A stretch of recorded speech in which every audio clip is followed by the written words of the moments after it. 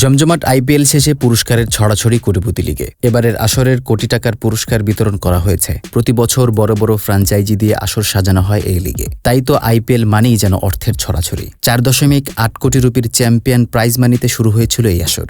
সেখান থেকে প্রতি বছর বেড়েই চলেছে টাকার অঙ্ক। 17তম আসর শেষে শুধুমাত্র চ্যাম্পিয়ন দল কলকাতা নাইট রাইডার্স পেয়েছে 20 কোটি রুপির পুরস্কার। রানার্স আপ হিসেবে সানরাইজার্স হায়দ্রাবাদ পেয়েছে 12 কোটি 50 লাখ রুপি। স্বীকৃতি হিসেবে একটি ফিল্ডও দেওয়া হয়েছে সানরাইজার্স হায়দ্রাবাদকে। আফসোস শুধু মুস্তাফিজ থাকলে অন্তত 14 লক্ষ টাকার পুরস্কার তিনি অবশ্যই পেতেন, কিন্তু তিনি ছিলেন না। কোটিপতি লিগে পুরস্কারের যেন শেষই হচ্ছে না। ফাইনাল শেষে একাধিক বিভাগে পুরস্কৃত করা হয়েছে ক্রিকেটারদের। সেরা ভেন্যুর জন্য 50 লক্ষ টাকার পুরস্কার দেওয়া হলো হায়দ্রাবাদ ক্রিকেট অ্যাসোসিয়েশনকে। রবিবার ফাইনাল শেষে সেরা মাঠকে পুরস্কৃত করা হয়েছিল। এবারের আইপিএল এর 10টি ভেন্যুতে খেলা হয়েছে। তার মধ্য থেকে সেরা মাঠ হিসেবে রাজীব গান্ধী আন্তর্জাতিক স্টেডিয়ামকে চিহ্নিত করা হয়েছে।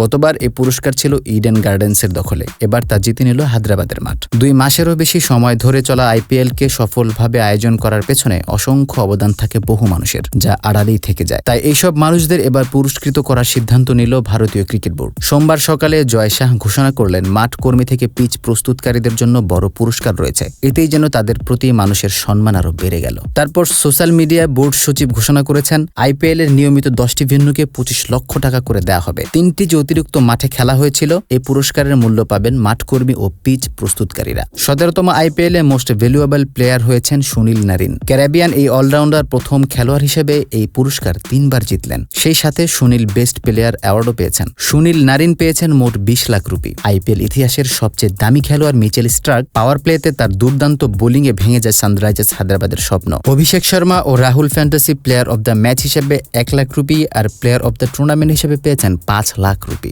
ফাইনালের উপহার দিয়েছে Kolkata Knight Riders. Player of the ম্যাচের পর আরও ব্যক্তিগত পুরস্কার দিয়েছেন তাদের। সবচেয়ে বেশি ডট বল খেলার জন্য রিতিশ রানা পেয়েছেন 1 লাখ রুপি। ফাইনালে সবচেয়ে বেশি চারের জন্য রহমতুল্লাহ গুরবাজ এবং সবচেয়ে বেশি ছক্কার জন্য আইয়ারও পেয়েছেন 1 লাখ রুপি।